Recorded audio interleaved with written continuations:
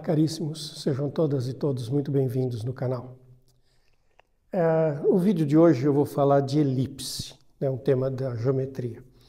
Elipse é ensinado no ensino médio dentro do que nós chamamos de geometria analítica, com maior ou menor profundidade, dependendo do livro didático, do material didático que a escola está adotando.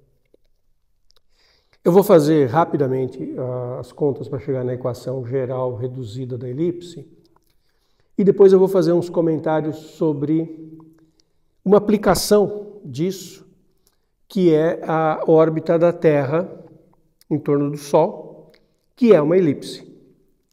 Então, uma coisa que dá para falar para os alunos de ensino médio e que é muito divertida de pensar sobre ela. Tá? Então, elipse é uma das cônicas, é uma curva que pode ser obtida pela intersecção de um plano com um cone com duas folhas, pode ser obtida a intersecção de um plano com um cilindro. A gente consegue motivar o aluno do ensino médio a ter uma visão geométrica do que é uma elipse. O meu foco aqui é chegar na equação. Então, uma elipse tem dois focos. A distância entre os focos eu vou chamar de 2C. E eu digo que um ponto X pertence à elipse de focos F1 e F2. E poderia dizer também que a elipse de eixo maior igual a A, ou 2A, se a soma das distâncias de um ponto genérico da elipse até o primeiro foco, ponto genérico da elipse até o segundo foco, é igual a 2A, em que o A é maior do que a distância, o 2C, o A é maior do que o C da distância entre os focos. Esse 2C é a distância focal. Então, essa é uma imagem que a gente faz geométrica. Nós imaginamos dois pontos e um ponto genérico com a condição de que a distância desse ponto genérico até os dois focos somadas, as distâncias são diferentes a priori, e que essa soma vai ser sempre uma constante igual a 2A. A circunferência a gente define como sendo aquele conjunto dos pontos em que a distância do ponto até o centro é constante. Aqui é uma soma de distâncias que é constante. Outras cônicas, a gente pode colocar que a diferença das distâncias é constante da hipérbole. A parábola é a distância entre o ponto e uma reta igual à distância entre um ponto e um foco. Essas propriedades de distância acabam levando até essas curvas que nós estudamos na geometria analítica. Para fazer a conta, eu vou colocar num sistema de coordenadas. Essa é a grande vantagem de fazer geometria analítica. A geometria analítica traz uma ferramenta muito útil para analisar a geometria. Sistema de coordenadas e as equações. Então eu coloco os dois focos nos eixos das abscissas, posição C e menos C. Claro, a distância entre eles é 2C e o C é positivo. O ponto genérico X de coordenadas XY, eu quero que a distância dele até o primeiro foco, somada com a distância até o segundo foco, dê constante igual a 2A. Geometria analítica, a gente tem fórmula para a distância pela raiz quadrada. A distância do X até o F1 é diferença das abscissas, x menos c, x mais c ao quadrado. Diferença das ordenadas, os focos estão na ordenada 0.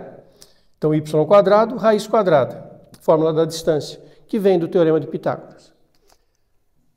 Igual a 2A, e eu passei, aquilo que a gente chama de passar, mudar de lado, subtrair a raiz quadrada da distância, que mede a distância do x até o foco F2. X menos c ao quadrado, y ao quadrado. Então aqui eu já mudei de lado essa distância do x ao F2. Elevo tudo ao quadrado.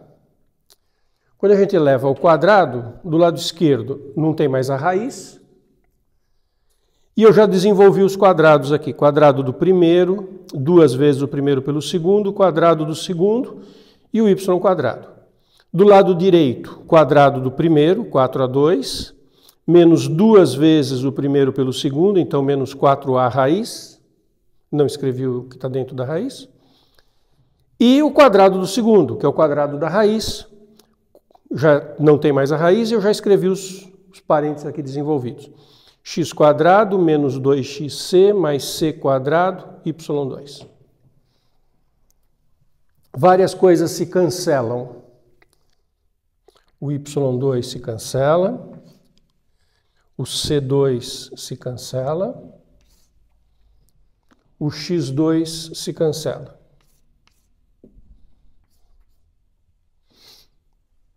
Fica um total de... Eu vou juntar esse menos 2xc com esse 2xc, fica 4xc, menos 4a2, mudei esse 4a2 de lado, igual a menos 4a raiz. Foi o que sobrou dessa equação. Está bem simplificada. O 4 pode ser cancelado, e eu escrevo de um lado a raiz, e do outro lado eu escrevo o a2 menos xc. Multipliquei tudo por menos 1. De um lado ficou a vezes a raiz, do outro lado ficou a2 menos xc. Elevo ao quadrado de novo. Eu obtenho a2, a raiz não vai existir mais, e o que está dentro da raiz ao quadrado? x2 menos 2xc mais c2 mais y2.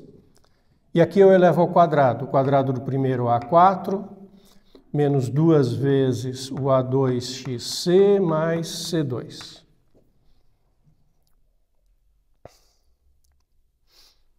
Vai ter ainda um cancelamento aqui, olha só.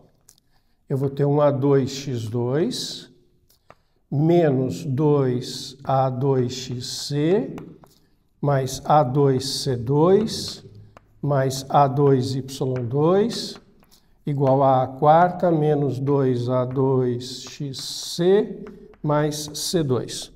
Cancela o menos 2a2xc. E agora eu já vou tomar cuidado de escrever de um jeito conveniente. Ah, não, tem um erro aqui, né? Nesse quadrado aqui não é C2, é o quadrado do segundo, que é x2c2, x2c2. Então agora eu vou juntar esses termos para escrevê-los de uma maneira conveniente. Tá? Então eu vou escrever assim. x2, que tem um a2, e se eu mudar esse x2 de lado, menos c2. Aqui eu tenho um a2, y2.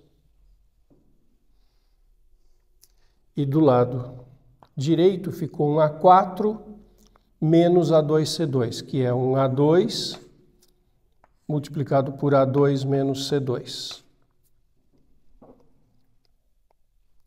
Aí eu vou chamar, uma simplificação de notação, a2 menos c2, eu vou chamar isso de b2,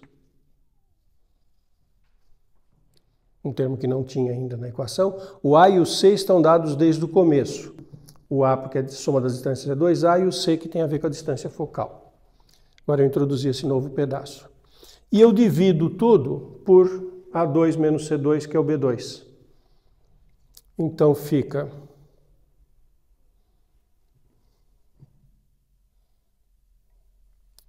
O que eu estou errando aqui?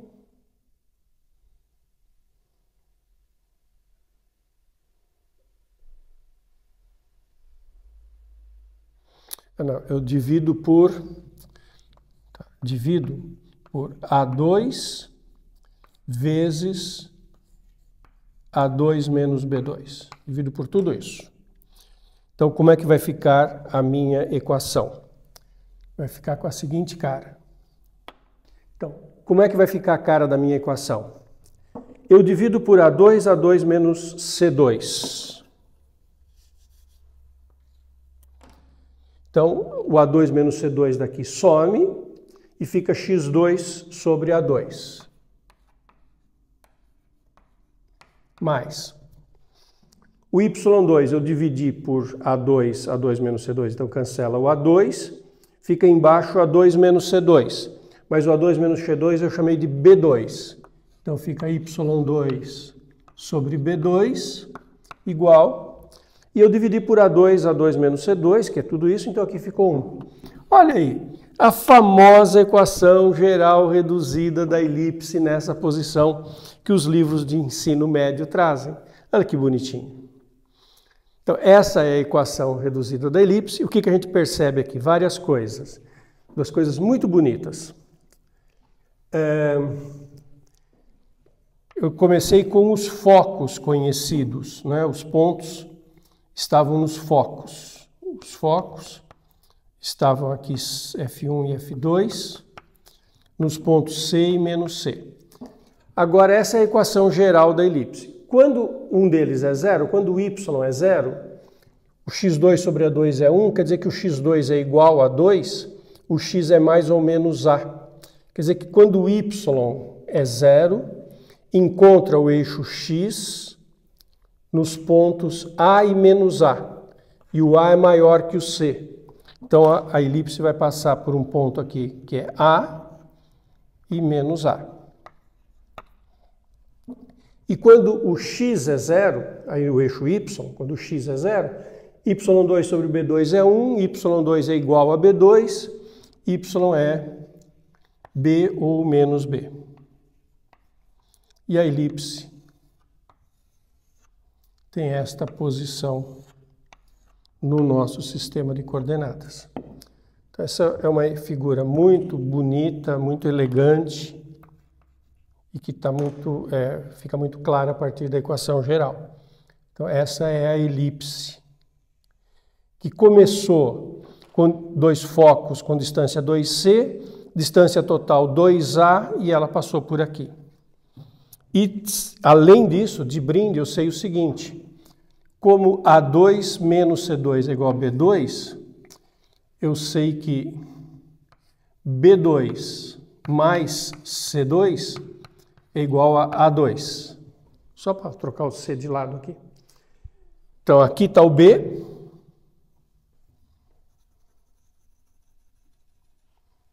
Aqui está o C.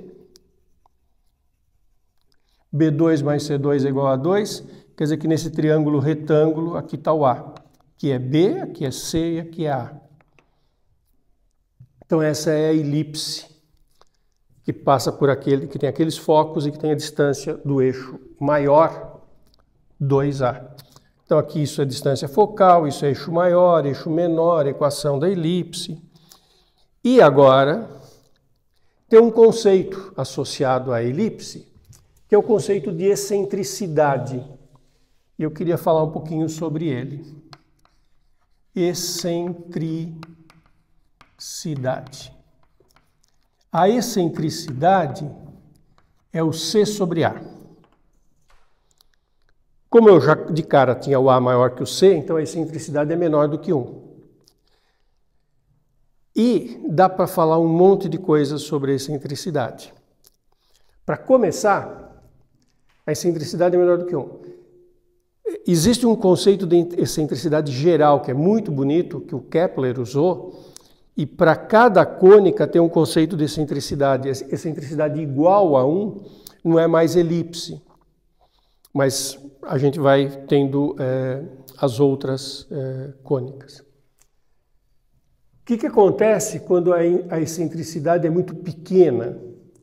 O que acontece se o C for muito pequeno perto do A? Imagina um C aqui tendendo a 0, aí o C sobre A tende a 0, a excentricidade tende a 0. Se os dois focos convergirem para a origem, isso deixa de ser uma elipse e vira uma circunferência, porque os dois focos coincidem. Então, excentricidade 0 é circunferência. Numa definição maior de excentricidade 1 dá uma parábola, que é conhecida como a órbita de fuga, quando se usa isso em astronomia. E a excentricidade, então, é uma medida. Quanto menor, mais circular é a elipse. Quanto maior, mais alongada, e ela está tendendo, ela vai tendo um alongamento. Né? Quanto mais perto de 1, ela vai tendo um alongamento maior e ela vai se aproximar de uma parábola. Vou falar agora da órbita da Terra, que é uma elipse. Então, vou pegar os dados da órbita da Terra no Sol. Então, vamos pensar agora na órbita da Terra. Primeiro, leis de Kepler. Uma das leis de Kepler diz que as órbitas dos planetas em torno do Sol são elipses e que o Sol ocupa, na verdade, o centro de massa do Sol ocupa um dos focos. É interessante pensar que é o centro de massa do Sol porque o Sol é muito grande, então ele pega uma região grande, ele se aproxima, né, ele ocupa uma área grande aqui da elipse, mas é o centro de massa do Sol que está num dos focos. A excentricidade da órbita da Terra é 0,0167, é da ordem de menos de 2 centésimos, mais do que entre 1 e 2 centésimos. É muito pequena, significa que a órbita da Terra é muito circular. Os dados são chocantes. O semi-eixo maior, pensando na órbita da Terra, né, o semi-eixo maior, eu arredondei aqui 150 milhões de quilômetros. Aqui seria, né, 150 milhões de quilômetros. É gigante, a intuição da gente não dá conta, né? E vejam só, eu arredondei para fazer a conta, para facilitar a conta. Curiosidade, a velocidade com que os pontos na superfície da Terra estão andando é de 30 quilômetros por segundo. A gente também não tem percepção disso, né? É a questão da gravidade, de tudo que está envolvido, né?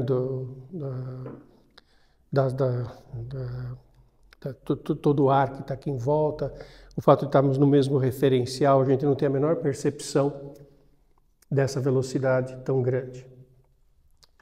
Mas com essa excentricidade e o eixo maior, bom, se a excentricidade é isso e o eixo maior é, como eu arredondei, a conta fica fácil, né? 1,5 vezes 10 à oitava, que tem 1, 2, 3, 4, 5, 6, 7, 8 casas. Fazendo a conta, o C, que é a distância focal, semidistância focal, é 2,5 vezes 10 à sexta. Ela é pequena perto do semi-eixo maior. Aqui é 10 à sexta contra 10 à oitava. Tem já duas casas, né, duas ordens de grandeza de diferença. E curiosidade, dá para calcular o eixo menor, porque na elipse, né, os eixos, semi-eixos maior e menor, estão relacionados com a distância focal pelo teorema de Pitágoras. Então, o semi-eixo menor é b raiz quadrada de A2 menos C2. Bom, o A ao quadrado é 2,5 10 a 16, eleva isso ao quadrado, menos 6,25 10 a 12. Quando a gente faz a conta de um número de ordem de grandeza 16 menos um número de ordem de grandeza 12, continua dando um número de grandeza de ordem 16. Se vocês escreverem, né, isso aqui com 16 casas decimais e isso com 12 e fizerem a subtração, eu fiz a conta, está aqui o resultado, 2,249375, 10 elevado a 10. São os 10 últimos algarismos que ficam zero mesmo, é que eles terminam em zero. E se tirar a raiz quadrada, o B é 149.979.000 quilômetros. Quer dizer que a diferença entre o eixo maior e o eixo menor é da ordem de 20.000 quilômetros. Aqui, vamos arredondar para 80. A diferença é aparentemente 20.000 quilômetros em eixos que são do tamanho 150 milhões de quilômetros. Então, para efeitos práticos, a gente não percebe a órbita da Terra como uma elipse. Quer dizer, a distância da Terra ao Sol, os dois focos estão muito próximos, a distância da Terra ao Sol fica muito constante ao longo do ano. Se fosse uma elipse muito alongada, teria um momento que a gente se aproximaria muito do Sol e um momento que a gente se afastaria muito do Sol. Como esse C é muito pequeno perto do ar, a distância da gente em relação ao Sol não varia muito ao longo do ano. Então não é a distância ao Sol que faz as estações do ano, ser mais calor, ser mais frio. Isso está associado com o movimento de precessão da Terra, com a inclinação da Terra e com uma quantidade gigante de eventos climáticos que ocorrem no planeta, correntes marítimas, ventos, etc, etc. Não é a distância da Terra ao Sol que faz diferença durante um ano. E essa é uma continha fácil de fazer. Bonitinho isso, né? Legal?